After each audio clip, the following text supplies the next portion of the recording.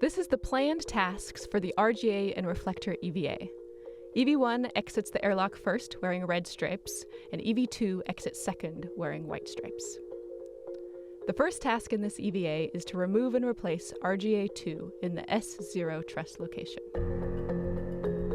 EV1 will be working on the back side of the truss. They will carry the new RGA to the worksite, remove the bolts and connectors, and then pull the old RGA out. EV2 will be positioned inside the truss to assist with removing the electrical connections and the bolts. They will then put the new RGA in place. Once the RGA R&R is complete, EV2 will move to the Node 2 Zenith docking port to remove and replace the planar reflector. EV2 will remove 3 bolts in order to remove the planar reflector. They will then put the new one in its place and bolt it back down. Before leaving the worksite, EV2 will take photos of the new reflector and its surrounding area.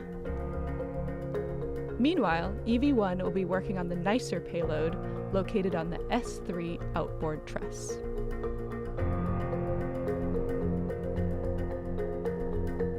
EV1 will be installing wedge-shaped patches from the caddy to cover the damaged areas of the light detectors.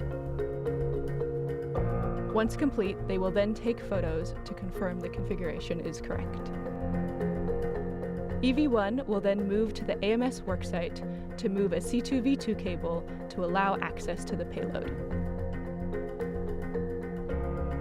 Once both crew members meet up at the AMS worksite, EV1 will ingress the truss to access the AMS patch panel and then remove the cloth covering. EV1 will then do fit checks to determine what connectors are easily accessible for future upgrades. Once complete with their tasks, both crew members will then go back to the airlock and ingress, marking the end of the RGA and reflector EVA.